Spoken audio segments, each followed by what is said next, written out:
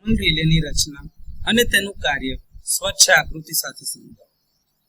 તો જ્યારે આવું પૂછવામાં આવે તો સૌથી પહેલા તો એ સમજવું પડે કે થર્મલ રિલે જે છે એની રચના માટે તમને કેવી રીતની વ્યવસ્થા કરવી પડશે. તો કે એના માટે તમારે બે બાયમેટાલિક સ્ટ્રીપ લેવી પડે છે. આ બાયમેટાલિક એટલે કે બે અલગ અલગ પ્રકારની મેટલ, એને કહેવાય છે બાયમેટલ. એટલે બાયમેટાલિક સ્ટ્રીપ જે છે એ લેવામાં આવે છે. આ બંને ધાતુ અલગ અલગ પ્રકારના મટીરિયલમાંથી બનેલી હોય છે, જેમના એક્સપાન્શનના કોએફિશિયન્ટ અલગ અલગ પ્રકાર છે. એટલે કે એનું જે વિસ્તરણ થાય, રેખીય વિસ્તરણ, એ અલગ અલગ લેવલ પર થતું હશે. ઉપર જે પટ્ટી લગાડી છે એનું ઓછું થતું હશે અને નીચે જે પટ્ટી લગાડી હશે એનું વધારે એક્સપાન્શન થતું હશે. આમાં જ્યારે એની ઉપર એક હીટર કોઇલ લગાડેલી છે, જો તમે અહીં આકૃતિમાં જોઈ શકતા હોય તો આ તમારી બાયમેટાલિક સ્ટ્રીપ છે. જો ઉપરની જે સ્ટ્રીપ છે એ ઓછી ખેંચાશે અને જે નીચેવાળી જે છે એ વધારે ખેંચાશે અથવા તો વિસ્તરણ પામશે. અને એના ઉપર તમે એક હીટર કોઇલ લગાડી છે કે જેમાંથી તમારો કરંટ ફ્લો થતો હશે. અને આ કોઇલ જે છે એ કોપરની બનેલી હોય છે. હવે જ્યારે એમાંથી એક ફોલ્ટ કરંટ પસાર થશે તો એના કારણે ગરમી ઉત્પન્ન થશે, હીટ ઉત્પન્ન થશે. એના પરિણામે આ બાયમેટાલિક જે સ્ટ્રીપ લગાડી છે એ અલગ અલગ ધાતુઓના એક અસમાન રેખીય વિસ્તરણના કારણે ઉત્પન્ન થતો જે સ્ટ્રેસ લેવલ હશે એના કારણે આ રિલે ઓપરેટ થાય છે. રેખીય વિસ્તરણના વિવિધ પ્રકારના અચળાંક એટલે કે એના જે કોએફિશિયન્ટ એટલે જે ગુણાંક છે એના બે અલગ અલગ ધાતુઓની પટ્ટીઓનો આપણે ઉપયોગ કરીએ છીએ અને મિકેનિકલી એ બંને એકબીજા સાથે કનેક્ટેડ છે. આની અંદરમાં આ જે પટ્ટી છે એ કદાચ એક હોય કોપરની એટલે કે પિત્તળમાંથી અને બીજી હોય તમારી ઇનવર એટલે કે નિકલ આયર્ન અલોયમાંથી બનેલી હોય.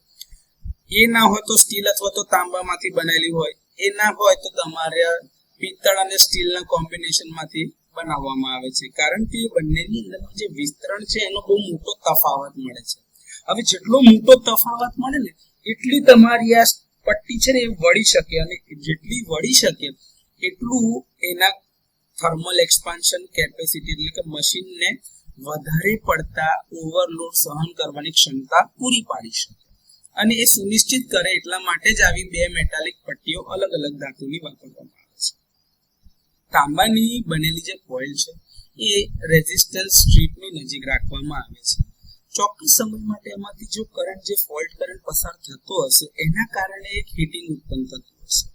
એ હીટિંગ I²R પ્રમાણનું હશે અને એના લીધે જે ગરમી ઉત્પન્ન થશે એ ગરમી આ મેટલ જે છે ધાતુઓ હંમેશા વિદ્યુત અને ઉષ્માના સુવાહક હોવાના કારણે એની અસર હીટની અસર એના ઉપર થવાના કારણે એ વળશે.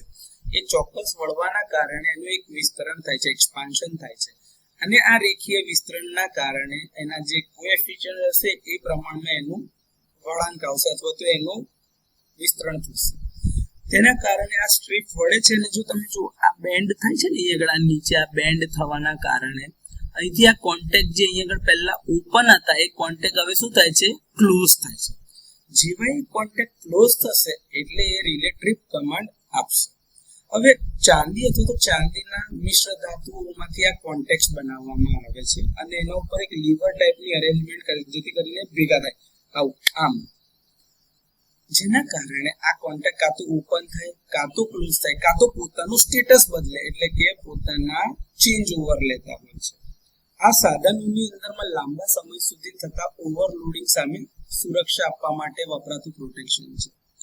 તો અત્યાર સુધી જો તમે સમજ્યા એના આધારે તમે એટલું કહી શકો કે આ સૌથી સરળ પ્રકારનું પ્રોટેક્શન છે અને જનરલી મોટરના પ્રોટેક્શનમાં આપવામાં આવે છે કેમ કે મોટર આપણે બહુ ઓવરલોડ પર ચલાવતા હોઈએ છીએ. તો ઓવરલોડની કેપેસિટીને ફૂલ્લી એક્સપ્લોઇટ કરે એટલે કે મોટર એની તાકાત જેટલી છે એટલો ઓવરલોડ લઈ શકે એના માટે આ મેટાલિક સ્ટ્રીપ લગાડેલી હોય છે. હવે જેવું આ કોન્ટેક્ટ ક્લોઝ થાય એટલે તમારી રિલે ટ્રીપ થઈ જશે અને મોટર છૂટી થશે. હવે આ એક્સપાન્શન જે છે એ તાત્કાલિક નહીં થાય, એને વાર લાગશે કારણ કે હીટનો જે દર હશે એના આધારે એનું વળાંક અથવા તો એક્સપાન્શન કાં તો જે વિસ્તરણ થાય છે એ થતું હશે. એટલે એ ટાઈમ ડિલેડ પ્રોસેસ છે. તો આ પ્રકારના રિલે ઇન્સ્ટન્ટેનિયસ હોતા નથી. આને ઓપરેટ થવામાં બહુ વાર લાગે છે. તો આ રીતે થર્મલ રિલેની રચના અને તેના માટે કયા કયા મટીરિયલ વપરાય છે તેની આપણે વાતચીત કરી અને એનું કાર્ય જે છે એ સ્વચ્છ આકૃતિ સાથે જો પૂછવામાં આવે તો આ રીતે સમજાવી શકો?